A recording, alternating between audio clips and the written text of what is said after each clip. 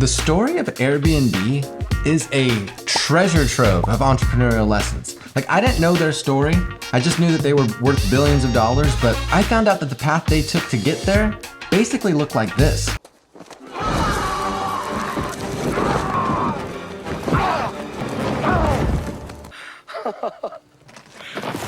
Today, I'm gonna highlight what I think are some key points of their story and key takeaways for our own journey. And I hope you subscribe. Cue the story music. In 2007, two roommates, Brian Chesky and Joe Jebbia, broke graduates from the Rhode Island School of Design, were living in San Francisco trying to make more money. Have you ever had that same problem? You wanna make more money? Well, the only way to really do that is to solve a problem for someone else. And this part of the story most of us know.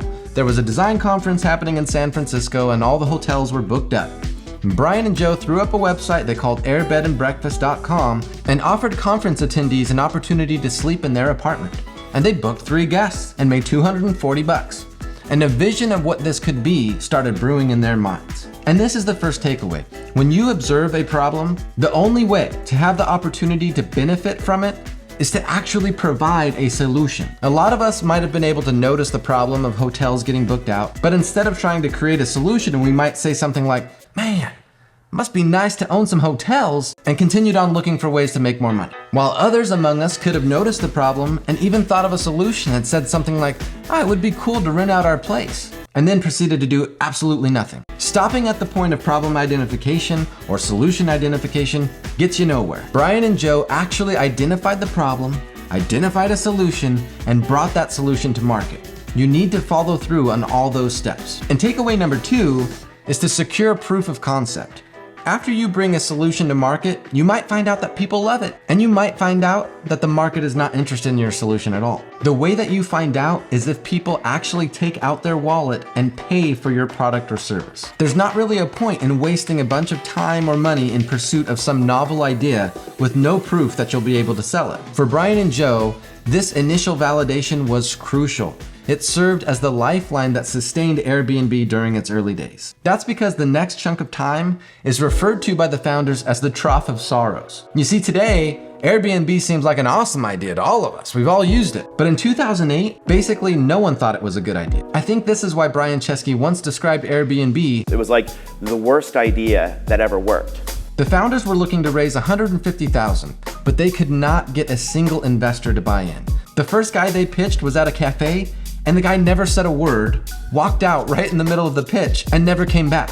Also, lest we forget, 2008 marked the housing crash and recession in the US, making it just a difficult time to get funding. Another investor told them, "The economy is so bad, we won't even invest in good companies." So those responses didn't really inspire confidence in the founders, but they had proof of concept and saw the vision of what this could be. And look, it wasn't just that people weren't excited about the idea. You see, when you're trying to raise from investors, they know that they're not just investing in an idea, but in the management team's ability to successfully execute the idea. So put yourself in the shoes of investors and you start to realize that the Airbnb founders weren't exactly the ideal candidates to hand a bunch of money to. That's because as an investor, ideally you want to see industry expertise and connections.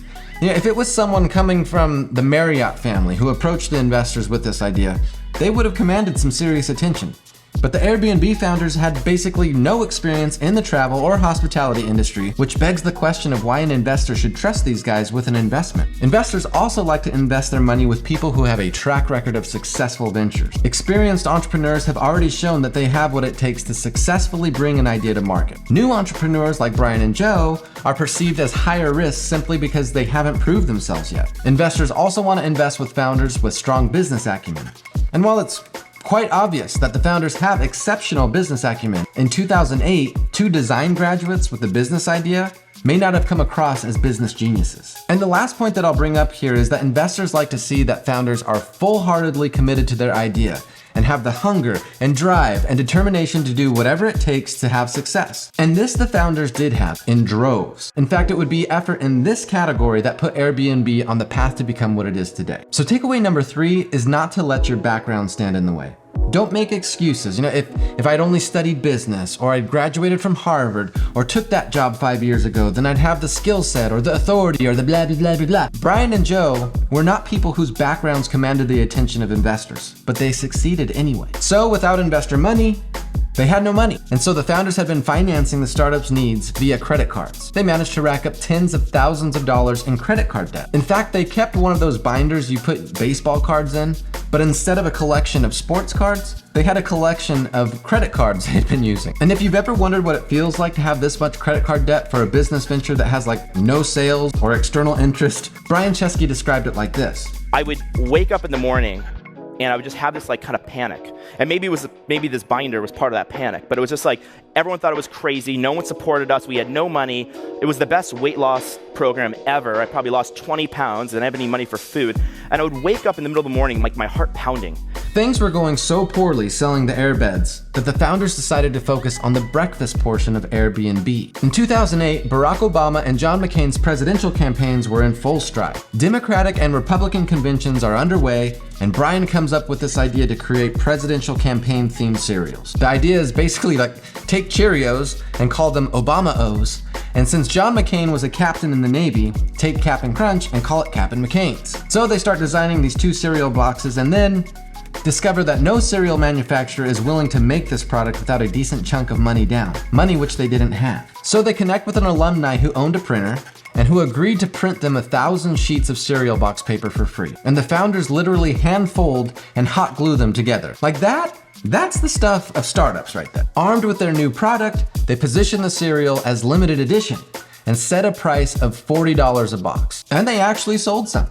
In fact, they sold $30,000 worth of their limited edition cereal and were able to pay off their credit card debts and get back to the point of simply having no money. They were also able to get a spike in home bookings during the Democratic National Convention, which led to some publicity for the startup. However, the momentum didn't last past the convention because everyone still generally thought this was a bad idea. In fact, the first comment on the TechCrunch release illustrates this. This is typical echo chamber thinking. Do people get robbed, abused, raped, or murdered using these kinds of services? Of course not. Because right now, these services are only used by a small, very specific demographic that doesn't include the kind of people that are going to rob, abuse, rape, or murder someone. If this ever becomes mainstream, the whole thing will come crashing down.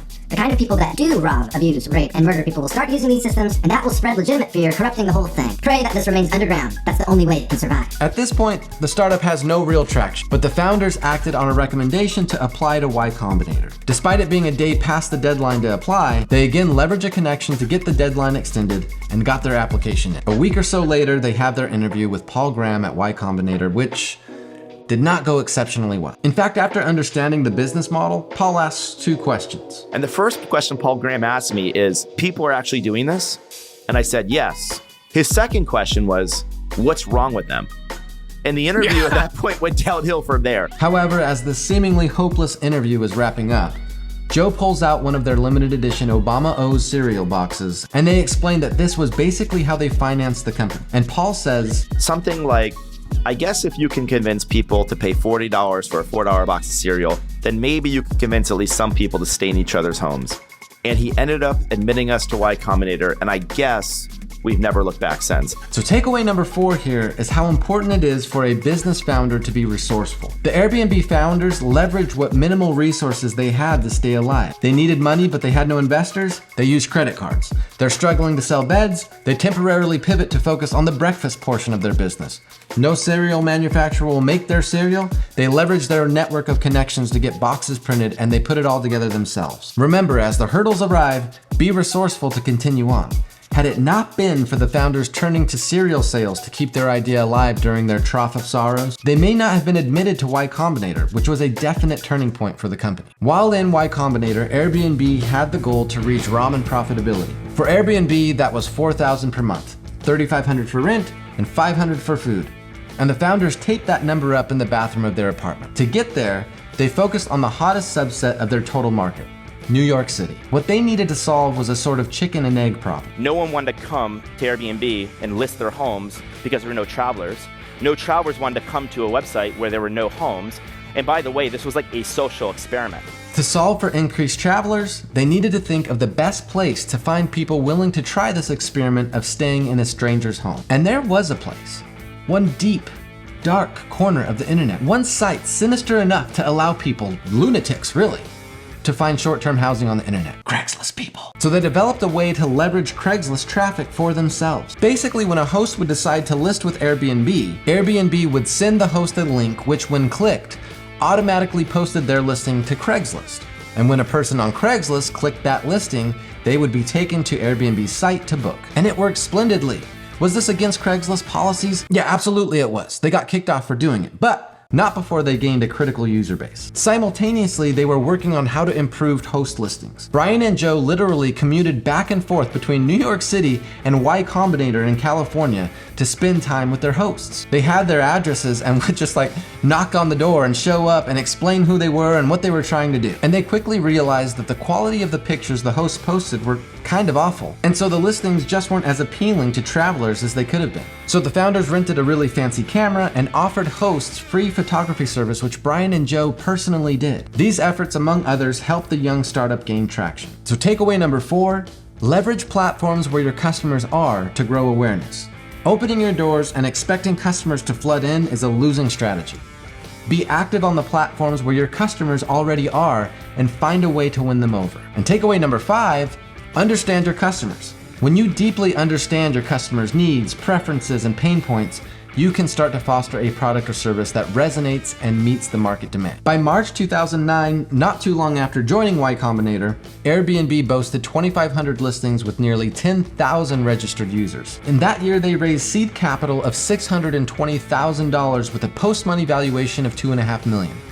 This kicked off a series of investor interest. Subsequent funding rounds got bigger and bigger. They reached unicorn status in 2011, and by 2016, Airbnb was valued at about $31 billion. And to put that into perspective, the market cap of the Hilton hotel chain at the end of 2016 was $26.9 billion. And as the traditional hotel industry started to see this trend, they weren't thrilled, which kicked off a flurry of coordinated attempts with legislators to stifle the growth of Airbnb. In response, Airbnb has adopted a proactive approach where they engage with regulators and address concerns and adapt their business model to comply with local laws and regulations. Which brings us to bonus takeaway number 6, adapt and change proactively with challenge. When issues arise that have the potential to threaten the success of your business, it's not the time to procrastinate and get to it later. Being proactive in facing these challenges and taking reasonable measures to adapt can keep you on the growth path as it did for Airbnb. And on December 10th, 2020, Airbnb went public and opened with a valuation of about $86 billion. Since then, they've seen some pretty big swings in valuation on the public markets. And the future of the company is sometimes controversial. Legislation continues to come down on short-term rentals, including Local Law 18, which recently passed in New York City. It says that all short-term hosts have to register with the city, and they not only have to live in the residence they're renting, they have to be present at the time of the rental, and they can only rent to no more than 2 guests at a time. Business Insider also recently pointed out that some local governments have passed regulations to ban rental stays under 90 days. Others have proposed new taxes on owners, and others have simply paused new applications for non-owner occupied units as they consider the future of short-term rentals. If these laws become more and more popular, the cards will begin to stack against Airbnb. On the other hand, Airbnb is led by founders who have seen opposition in just about every arena possible. Their resilience and creativity in solving problems may be why, in spite of the continued opposition, the company's future is bright. What do you think? Will Airbnb continue to overcome the opposition, or have they reached their peak? Let me know in the comments below, and we'll see you next time.